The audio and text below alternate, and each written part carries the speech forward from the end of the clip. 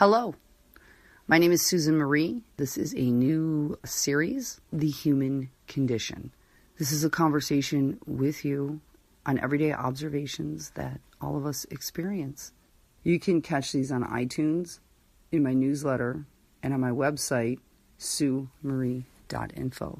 Today, I want to talk with you about 3 complex subjects brought simple: life, death, and mindfulness. Now, I don't know how much you know about existentialism, because philosophy is always presented as a complex theoretical subject, but it's not really. Existentialism is a philosophy that emphasizes individual existence, freedom, choice, and it's the view that humans should define their own meaning in life and try to make rational decisions despite existing in an often irrational universe. Sounds pretty good, right? I mean, these are things we all want. Freedom to choose, freedom to be who we are, and freedom to make sense of this beautifully mad world we live in. See? Simple. That's basically existentialism.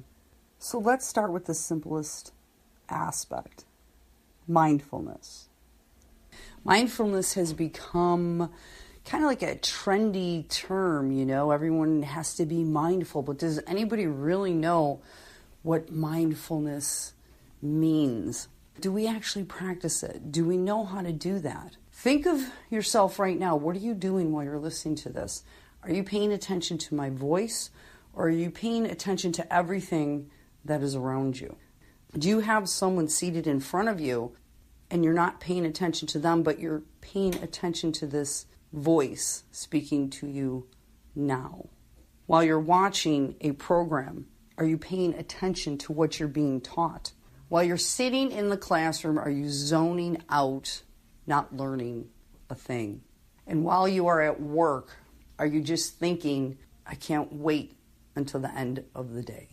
The other day I was sitting here staring out at the beautiful trees, the birds, how they were diving like kamikazes, the starlings, and the squirrels as they were scampering about, and the trees, how stately they are, and the snow as it blew this way and that. That's meditative and that's mindful. This moment right now, I am here with you being mindful, not focused on any other thing but now. So while I was sitting there looking out at the landscape, at nature, all of a sudden in my head I thought, why is it so difficult for people to be mindful? I'd like to hear your thoughts on this subject. The only truth we have in life is death. Life is not even a definite.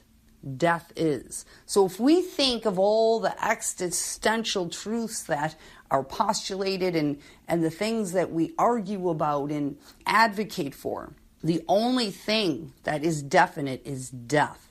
So when one is able to become comfortable with the fact that death is the only truth, then you can become mindful.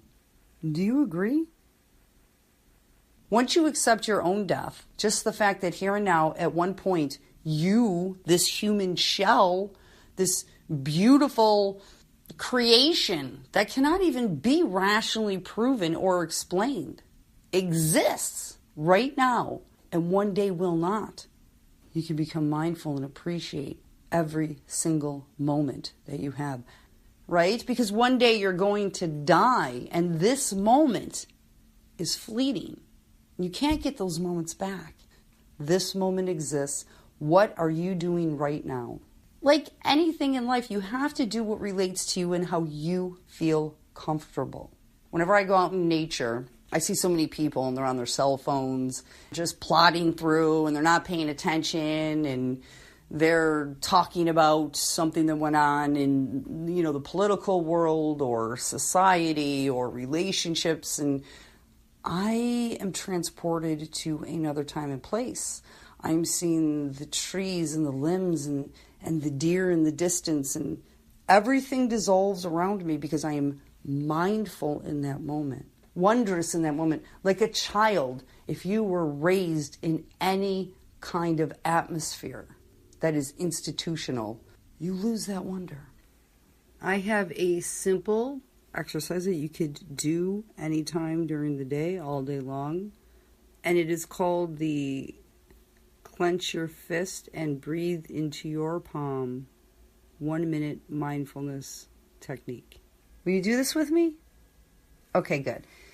Take your fist. Make a hard fist. Raise it up, that hard fist. Clench all your fingers together, okay? And look at that fist. It's a hard fist. Like you want to punch something, right?